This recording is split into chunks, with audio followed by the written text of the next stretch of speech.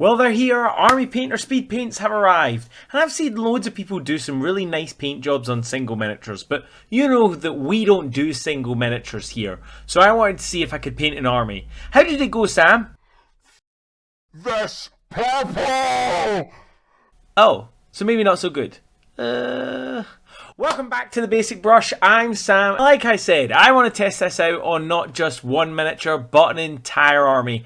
And that is what we're going to do. If you watched my 5 ways to paint more efficiently, you might have seen my Death Guard army, and boy oh boy, does it need some reinforcements. And I want to see if these speed paints live up to the name.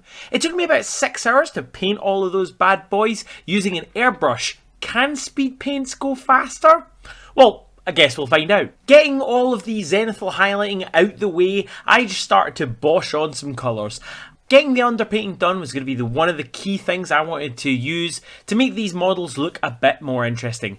I cover this in my 5 ways to use contrast and speed paints. Links up there if you're interested. With the red down to give a bit of variety, I'm then getting stuck straight into getting those details done. The speed paints are flowing beautifully, and with the built-in agitators, you don't have to worry about needing a vortex mixer to get these paints directly on. They flow off the brush smoothly and stay exactly where you want them to be. Everything is going amazing, and then out of nowhere, we hit the purple. Of all of the paints in the Speedpaint starter box set, this is the only one that I will say right now sucks. It is too dark, and actually it's the same issue that Shyish Purple from the contrast range has. I'm not sure who would even need a colour this dark. So what can we do about it? Well, if this model isn't looking right, the best thing to do is, of course, try and brighten it up. When I applied some white ink to the model though, it gave me this washed out violet, and it lost all of its transparency as well as its clinging, staining thing that was making these speed paints work so well. So next I moved on to using water. The water was relatively successful, however I had to use several coats as again it wasn't staying in the same place. It did however give me this sort of sickly white purple, which works quite well considering the Death Guard were originally white armour. Instead, I finally settled on using the Vallejo airbrush thinner. Why? Because it's what I had to hand, and I was pretty pleased with the results. Then out of the blue, when everything is finally going right, my friend Matt phones.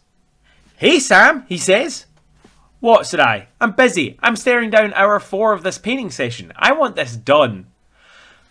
Would you be interested in doing a 2,000 point battle?" "Sure, when? When are you thinking? A couple of weeks?" "No, tomorrow." Okay, so I needed to get cracking. With over 60 models left to do for tomorrow, there was no time to think.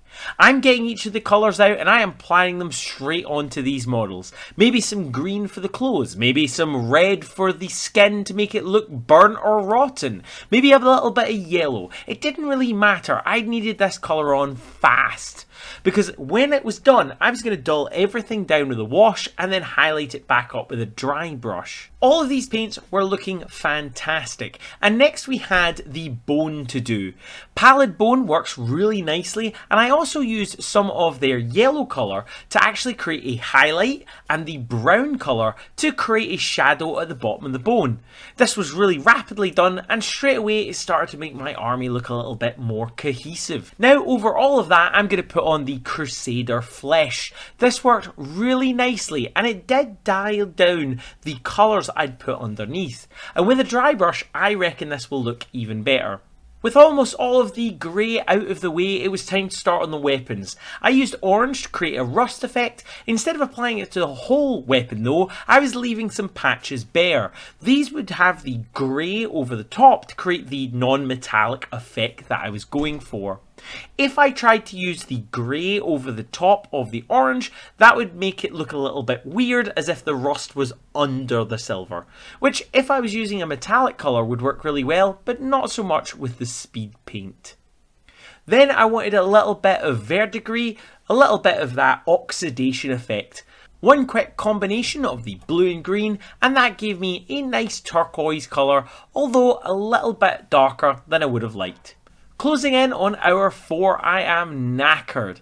It's late, it's about 11 o'clock, and I've got my game starting at 10 o'clock tomorrow morning. Including the drive, I've got to leave round about 8:30. So I resolved to get up early, and with that, the main thing that was needed was the purple. I'm not going to lie, I was scared, but having resolved the issue with the colour, I used the Vallejo thinner and the ink, and it worked out really well. Unlike the contrast paints that sometimes has the issue of the colours running down the model and pulling at the bottom, even my combined thinner plus the speed paint was staying where I wanted it to. And more importantly, I could do just one coat. If I had time, would I have come back and done a second? Probably, to get a little bit closer to what I was looking for, but if I'd been using it neat, I wouldn't have had that issue. Well, what did I think of speed paints? They're great. If you need to get your models painted in a hurry, they will work, but so will contrast paints. If you want my full thoughts on speed paints and how they are compared to contrast, check out this video. Or if you are interested in using contrast and speed paints to their full potential, check out this video where I show you 5 more ways that you can use them rather than just slathering them on. Whatever you do, remember to keep battling the backlog.